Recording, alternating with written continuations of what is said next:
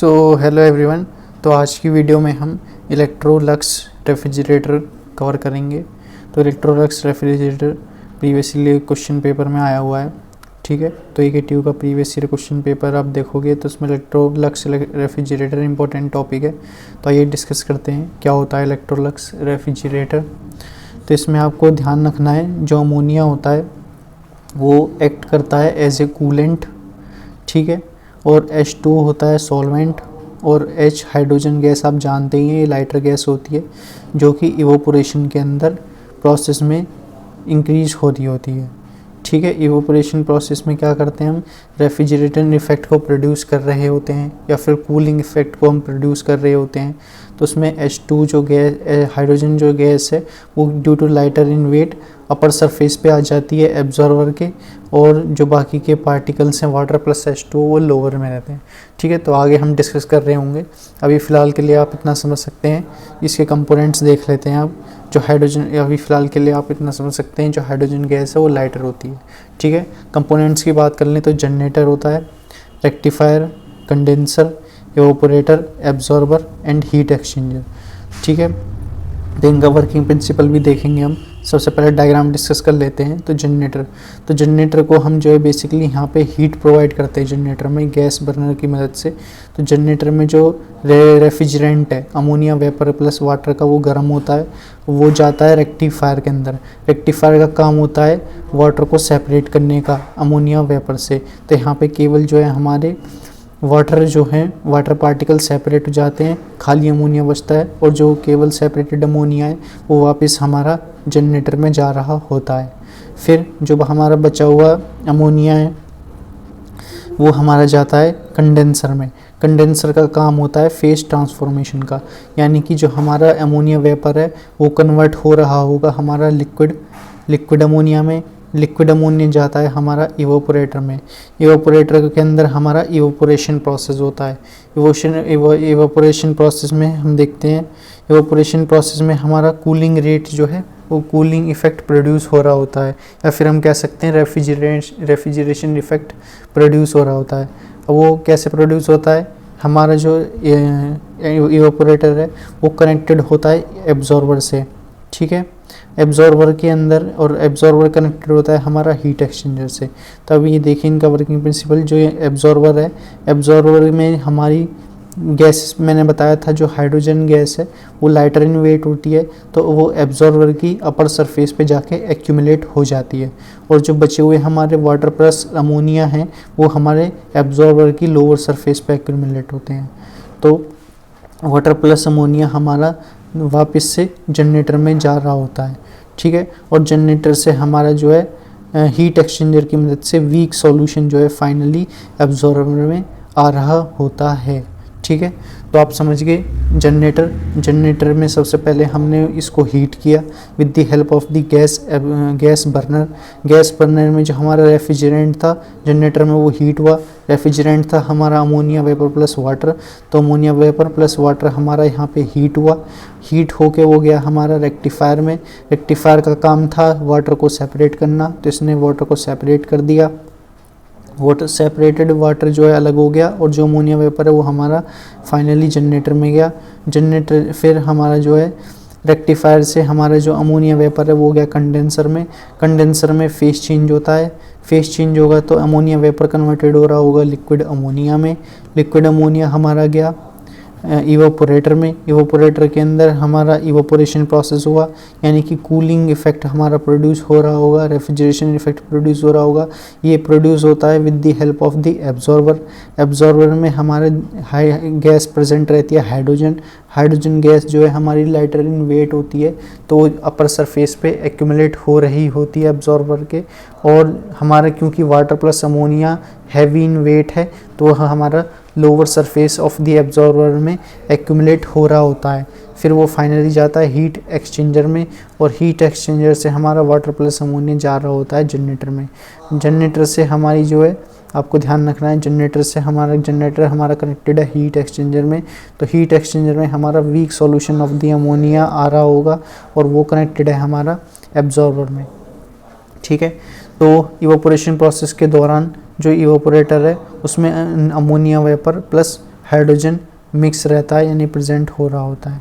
तो यहाँ पे आप देख सकते हैं, यहाँ पे अमोनिया वेपर प्लस वाटर था रेक्टिफायर में जाने से पहले। रेक्टिफायर के बाद जो है यहाँ पे केवल अमोनिया वेपर बचा, NH3 वेपर, और कंडेंसर से पास आउट होने के बाद ये बचा हमारा लिक्विड अमोनिया, और इवोपोरेटर से पास आउट होने के बाद ये हमारा आएगा अमोनिया वेपर प्लस हाइड्रोजन, और हाइड्रोजन लाइटर इन वेट होता है तो वो एब्जॉर्बर की अपर सरफेस पे जाके एक्यूमुलेट हो रहा होगा।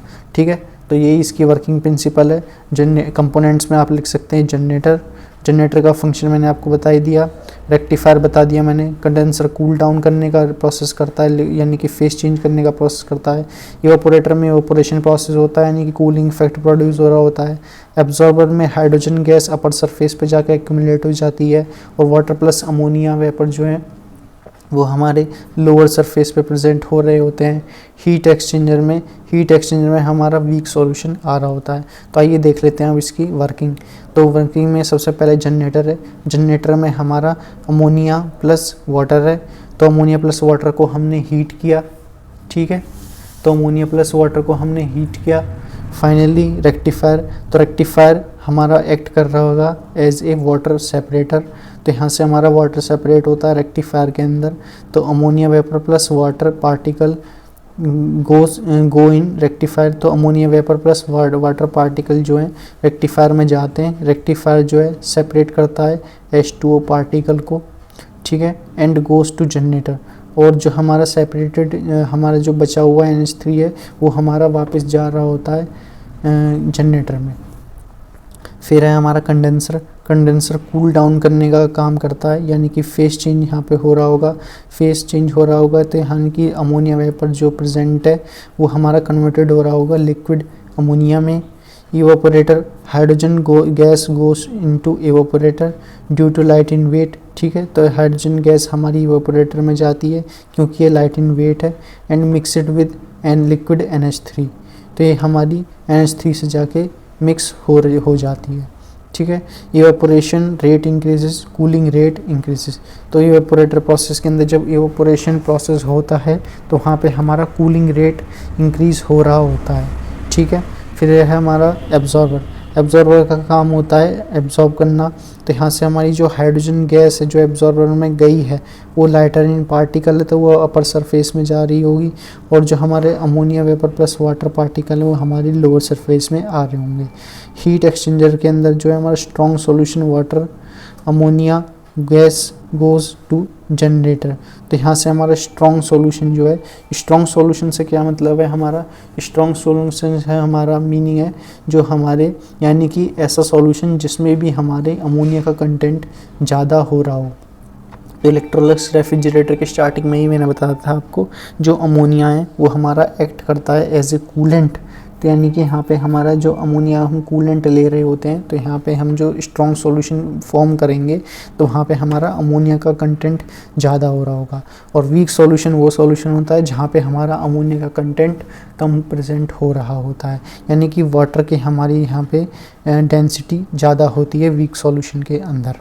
तो जनरेटर में हमारा weak solution come to absorber, तो जनरेटर से जो हमारा वीक सॉल्यूशन है वो एब्जॉर्बर में आया वाया हीट एक्सचेंजर। ठीक है, तो हीट एक्सचेंजर से होता हुआ हमारा जो वीक सॉल्यूशन है वो एब्जॉर्बर में फाइनली आ रहा होगा। ठीक है, तो ये था regarding working principle and components used in the Electrolux refrigerator. तो इलेक्ट्रोलक्स रेफ्रिजरेटर का आपको डायग्राम बनाना है, कंपोनेंट लिखने हैं और वर्किंग प्रिंसिपल लिखनी है फॉर दी 7 मार्क्स। ठीक है, अब हम बात कर लेते हैं न्यूमेरिकल की। तो न्यूमेरिकल मैंने आपको लास्ट की वीडियो में भी कराया था, उसी पर बेस्ड न्यूमेरिकल है। आइए देख लेते हैं क्या है न्यूमेरिकल में। हमको गिवन है determine the COP of the vapour absorption refrigeration system. तो वेपर एब्जॉर्प्शन रेफ्रिजरेशन सिस्टम आप जान गए होंगे क्या होता है। तो वेपर एब्जॉर्प्शन रेफ्रिजरेशन सिस्टम में कौन कौन से हम कंपोनेंट्स यूज़ करते हैं, क्या वर्किंग प्रिंसिपल रहती है। ठीक है, तो ये भी आपको देखना है, काफ़ी इंपॉर्टेंट टॉपिक है। ठीक है, तो vapour absorption refrigeration system having generator temperature. अब यहाँ पे जो जनरेटर टेम्परेचर यानी कि TG की वैल्यू हमको गिवन है, इवोपोरेटर टेम्परेचर यानी कि TE की वैल्यू गिवन है, and the absorber condensation temperature यानी कि TC की वैल्यू भी यहाँ पे हमको 40 डिग्री सेल्सियस गिवन है। तो जो जो गिवन है वो हम लिख लेते हैं, और जो टेम्परेचर है वो हम केल्विन में कन्वर्ट कर रहे होंगे फर्स्ट ऑफ ऑल। तो यानी कि TG की वैल्यू हो जाएगी हमारी, TG की वैल्यू हमको गिवन है 110 डिग्री सेल्सियस, तो इसको केल्विन में कन्वर्ट कर लेंगे तो प्लस 273 से हम एडिशन करने के बाद ये फाइनली आ रहे होंगे हमारी 383 केल्विन। सिमिलरली TE निकाल लेंगे, इवेपोरेशन टेम्परेचर वो आएगा 258 केल्विन, और हमारा कंडेंसन टेम्परेचर आ रहा होगा 313 केल्विन।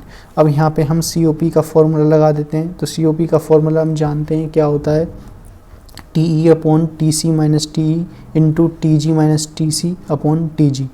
ठीक है, तो यहाँ से हम TE की वैल्यू देख लेते हैं। TE की वैल्यू है 258 अपॉन TC की वैल्यू है 313 माइनस TE की वैल्यू है 258 इंटू TG की वैल्यू है हमारी 383 माइनस TC की वैल्यू है हमारी 313 अपॉन TG की वैल्यू है 383। तो यहाँ से हमारा फाइनली इसको सॉल्व करेंगे कैलकुलेटर की मदद से, तो हमारी COP की फाइनली वैल्यू आ रही होगी 0.857। So this is regarding the numerical. ठीक है, तो आज की वीडियो में हम इतना ही रखते हैं। आज की वीडियो में हमने इलेक्ट्रोलक्स रेफ्रिजरेटर देखा और एक न्यूमेरिकल डिस्कस किया।